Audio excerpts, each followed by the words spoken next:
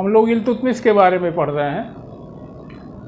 इल्तुतमिश ने अपने शासन का विस्तार करने के बाद उसे मजबूती प्रदान करने के लिए अपने प्रशासनिक व्यवस्था में, अपने शासन की व्यवस्था में, न्याय की व्यवस्था में, सैन्य व्यवस्था में, मुद्रा प्रणाली में अनेक सुधार किए जो बड़े महत्व के हैं।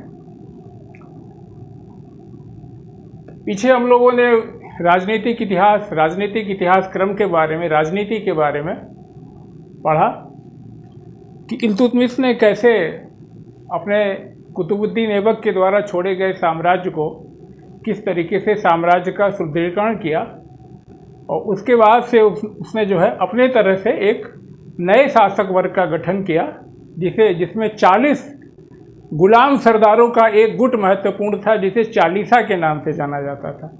हनुमान चालीसा अलग चालीसा है। यहाँ पे तुर्कानी चहलगानी की बात हो रही है। चहलगानी मतलब 40 तुर्की सरदारों का एक गुट था, जिसका कि इल्तुतमिश ने अपने शासन प्रणाली में, अपने सैन्य व्यवस्था में, प्रशासन में उनका जम के उपयोग किया। चालीसा, चहलगानी कहते हैं जिसे, चहलगानी,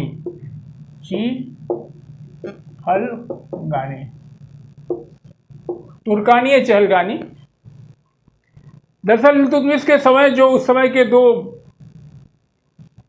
डोमिनेटिंग ग्रुप थे, मुइज़्ज़ी और कुतुबी, उन्होंने भी जो है इल्तुतमिश का राजा होने का विरोध इस आधार पे किया कि चूंकि इल्तुतमिश गुलाम रहा था, तो मुइज़्ज़ी और कुतुबी अमीर जो थे, कौन? मुइज़्ज़ी और कुतुबी, पीछे भी हम लोगों ने इस पर थोड़ी चर्चा की है। तो मुइज़्ज़ी और कुतुबी अमीर जो है, इन्हें हेय दृष्टि से देखते थे। तो सुल्तान के लिए यह आवश्यक था कि एक अपना नया शासक वर्ग तैयार करे जो कि उसके लिए डिवेटेड हो। इनका जो डोमिनेंस था उसको कम किया जाए। किनका? मुइज़्ज़ी और कुतुबियों का, इन अमीरों का। तो उन्होंने एक नए शासक वर्ग का गठन किया जिसमें तुर्कदास और ताजिक दो जो है महत्वपूर्ण थे। तुर्कदास, वो जो तुर्क जो दास के रूप में थे, उनका एक स्वामी, वो एक स्वामी के अंदर रहने के कारण वापस में एक दूसरे को ब्रदरहुड के बाइंडिंग से बंधे हुए थे। उन्हीं में से ये चहलगानी था, चालीसा था, 40 लोग थे, और जिन्होंने कि प्रशासन में और सैन्य व्यवस्था में इल्तुतमिश के प्रति पूरी तरीके से डिवोटेड थे। इन्हीं जो है तुर्कदासों में से 40 लोगों का, जो 40 सरदारों का एक गुट था, उसकी बड़ी भूमिका थी इनके सैन्य और प्रशासनिक प्रणाली में। और दूसरा वर्ग था ताजिक। ये ताजिक ईरान से आए हुए लोग थे, ये गैर तुर्क थे, ये भी फॉरेनर थे बट नॉन तुर्क थे, तुर्क नहीं थे, ये प्रमुखतया ईरान से आए थे। और जैसा कि बर्नी बताते हैं कि चंगेज खां के आक्रमण के बाद बहुत सारे शहजादे और अफजाद वर्ग के लोग, मंत्री सब भाग करके भारत की तरफ आए थे। वहाँ करके इल्तुतमिश के दरबार में इन्हें सम्मान मिला। ये भी कहा जाता है कि ये बड़े अच्छे योद्धा नहीं थे, ये कलम में काफ़ी प्रवीण थे, सक्षम थे। और ताजिक वर्ग का भी जो है, तुर्कदासों का तो उन्होंने प्रयोग किया ही थ्रू चालीसा चहलगानी, लेकिन ताजिक लोगों का भी उन्होंने, ताजिक लोग जो कि ये प्रशासन में बड़े कुशल थे, तो इनका भी प्रयोग इल्तुतमिश ने किया। आपको मालूम होगा कि जो उनके प्रधानमंत्री थे, सदर उनके निज़ामुल, क्या नाम था, निज़ामुल मुल्क जुनैदी, ये भी इल्तुतमिश के प्रधानमंत्री रहे। इल्तुतमिश ने तुर्की दासों का और ताजिकों का जो है अपने प्रशासन में भरपूर प्रयोग किया, और इस तरह से उन्होंने अपने प्रशासन का सुदृढ़ीकरण किया, अपने शासन, एक नए शासक वर्ग का गठन किया। और ये इल्तुतमिश के जीवन काल तक तो चलता रहा। उनके मृत्यु के बाद चहलगामी थे, ये चालीसा लोग थे, ये लोग भी आपस में एक दूसरे से संघर्षरत हो गए और ताजिकों को भी बड़ा अपने से हे मानने लगे। इनके आपस में भी इनमें प्रतिस्पर्धा और एक दूसरे को छोटा बड़ा समझने और इन कारणों से चलते उनका महत्व कम हुआ। और एक और महत्वपूर्ण कार्य इनका था कि इन्होंने सुव्यवस्थित रूप से इक्ता प्रणाली की शुरुआत की। इक्ता एक तरह का क्या है, एक भू राजस्व व्यवस्था थी। इन्होंने क्या किया कि नगद वेतन देने के बजाय इल्तुतमिश ने इक्ता देने की, इक्ता का अर्थ होता है भूमि, इक्ता एक अरबी शब्द है, याद रखिएगा, अरबी शब्द है जिसका अर्थ होता है भूमि, लैंड। तो इल्तुतमिश ने क्या किया कि भू राजस्व क्षेत्र, जो कि नगद वेतन देने के बजाय सैनिकों को और अमीरों को उन्होंने भू राजस्व क्षेत्र देना शुरू किया। यही इक्ता प्रणाली थी। और आगे चल के बाद में ये प्रांत शब्द के लिए सुदृढ़ हो गई और दिल्ली से जो सल्तनत था उसे छोटे बड़े तमाम इक्ताओं में, प्रांतों में विभक्त कर दिया गया। और अगर इक्ता व्यवस्था को अच्छे से पढ़ना है तो इस पे सियासतनामा है, जिसके इक्ता प्रणाली की बड़ी अच्छी व्याख्या जो है सियासतनामा में की हुई है, जिसे कि निज़ामुल मुल्क ने लिखा है। इक्ता की दो श्रेणियां थी। एक तो वो थी जो प्रांतीय स्तर की इक्ता हुआ करती थी, बड़ी इक्ता थी, जिसका कि प्रधान जो होता था जैसे होता था, जिसका काम होता था मुकदमों की सुनवाई करना, लॉ एंड ऑर्डर देखना और सैनिक सेवा देना, और जो उनको इक्ता मिली हुई थी उससे लगान की वसूली करना, राजस्व वसूलना। स्पष्ट है कि यही उनके वेतन का आधार था। वेतन के रूप में ही उनको इक्ता दी जाती थी, लैंड दी जाता था। इक्ता याद रखिएगा, ये अरबी वर्ड है। तो और जो छोटे इक्ता हुआ करते थे, छोटे छोटे गांव के जो इक्तादार हुआ करते थे, उनका काम बस खाली सैनिक सेवा देना था। वो लॉ एंड ऑर्डर या और इस तरह की गतिविधियां, मुकदमों की सुनवाई करना, कानून व्यवस्था इनके जिम्मे नहीं थी। क्लियर। और इक्ता का प्रयोग इल्तुतमिश ने उत्तर भारत में जो चली आ रही पुरानी सामंती व्यवस्था थी उसको तोड़ने के लिए किया। उसने यहाँ पे एक ऐसा मजबूत केंद्रीय प्रशासन बनाया और जिससे कि सारी चीज़ें उसके नियंत्रण में रहे।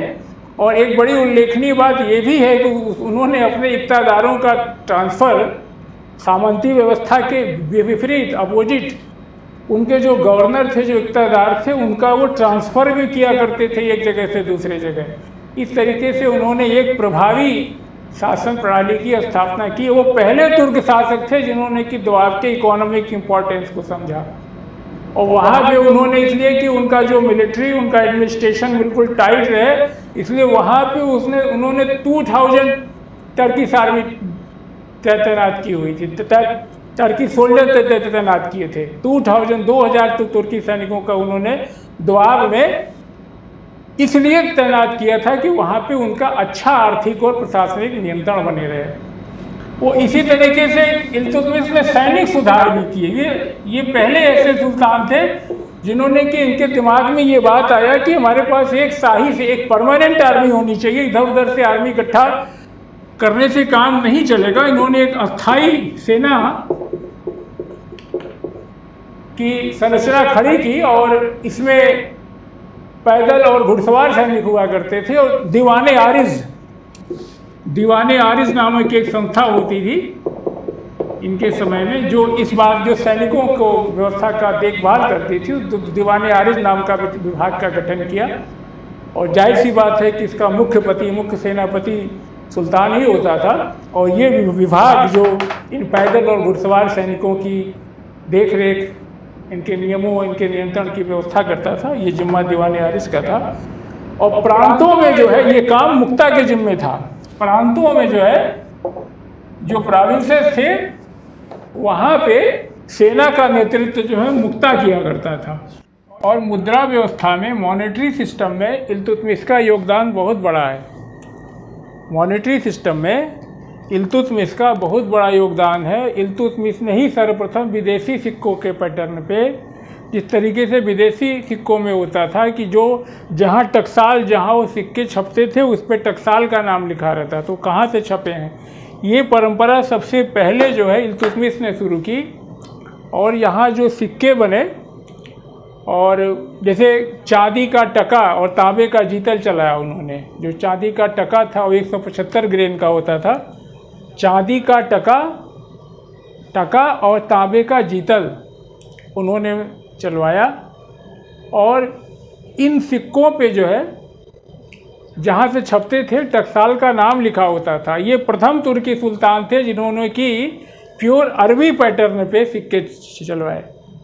ठीक है। जिस तरीके से, ये ध्यान रखिएगा कि जिस तरीके से फॉरेन करेंसीज के उस समय जो विदेशों में टका चलती थी, मुद्रा चलती थी, उनमें जो है इस बात का उल्लेख रहता था कि ये इनके टकसाल का नाम क्या है।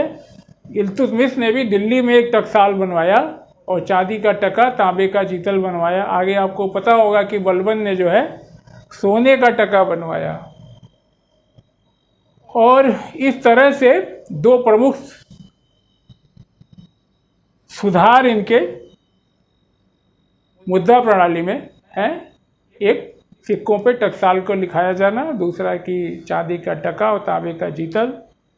सिक्कों पे खलीफा का नाम अंकित किया गया और कहीं कहीं इन्होंने खुद को, अपने आप को शक्तिशाली सम्राट बना करके सिक्कों पे अपना नाम दर्ज करवाया कि मैं बड़ा शक्तिशाली सम्राट हूँ। और पहले सिक्कों पे खलीफे का नाम भी लिखवाया। दिल्ली सल्तनत में टकसाल की स्थापना की। और यही नहीं, सिक्कों पे उन्होंने हिंदू प्रतीकों जैसे कि नंदी भगवान,